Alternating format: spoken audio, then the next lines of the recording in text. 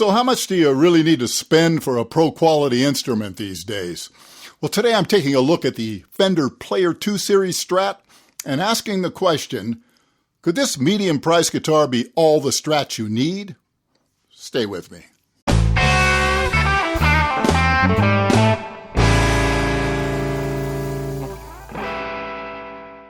A couple years back, I reviewed a Player Series Tele and Strat and found them to be good quality, capable instruments that didn't really seem all that far from the regular production USA guitars, which I've also reviewed. Now, Fender released the Player II Series last summer, and I began to wonder if it might be even closer to the USA models with the updates.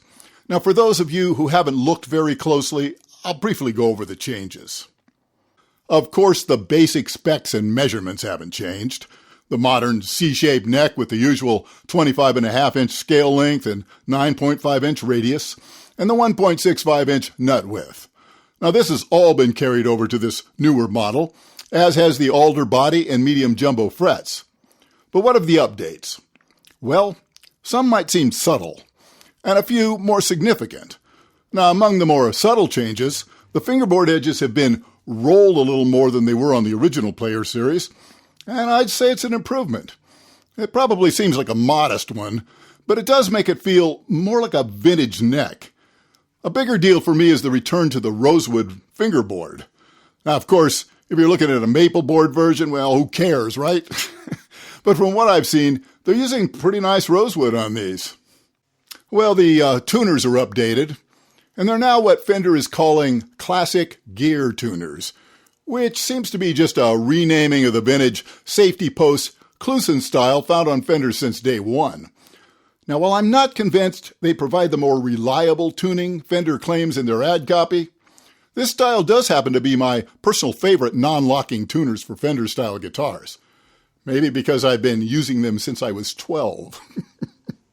The pickups have been updated as well, and here I really wish I had an original player to compare, because my impression is these are an improvement.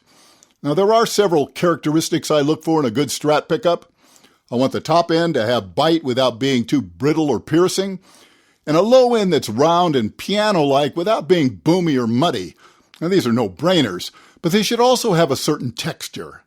It's hard to put into words, but all the great vintage Strat pickups have it, and my sense is these pickups are closer than the original Player Series, which I remember sounding a bit more generic.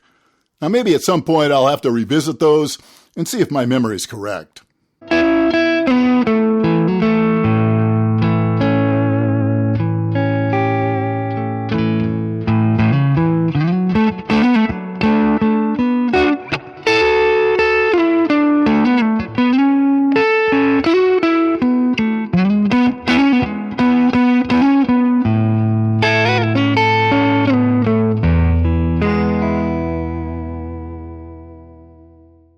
The bridge has also been changed, and while it retains the 2-point trim, the bent steel saddles are, once again, more vintage-like, at least in appearance, which is what the market seems to demand these days. The out-of-box setup wasn't terrible at all, but since these ship with 9s, I had to do a setup anyway to accommodate the 10s I prefer. Now, I had no trouble dialing in my preferred action of 1.5 millimeters treble and 1.75 bass, with about 6/1000ths of an inch of relief in the neck. I set the trim up to float, with the back edge just about 1/16 of an inch off the body, and the guitar holds tune quite well.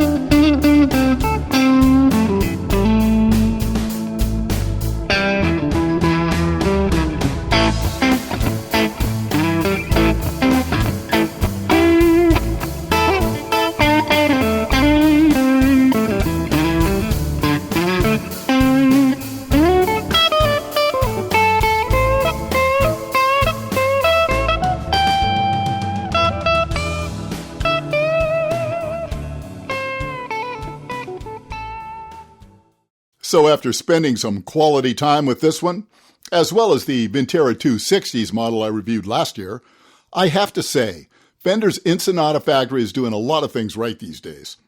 I'd go so far as to say they've now improved to the point of often getting almost scary close to the Production USA product. And whether you're a casual player or a full-time professional, this feels like a quality gig-worthy guitar, and I don't see any reason it wouldn't be up for anything you want to throw at it.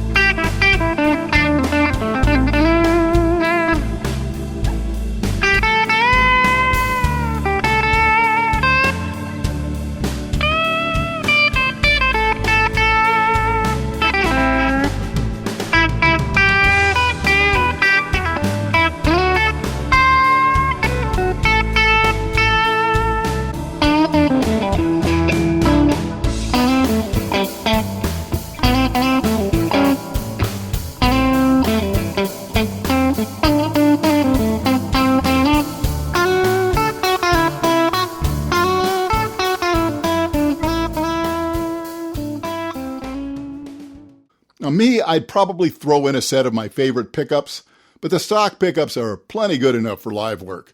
So it's really just a matter of preference. Now overall, this feels and sounds like a quality Fender Strat, and it might just be all any Strat player really needs.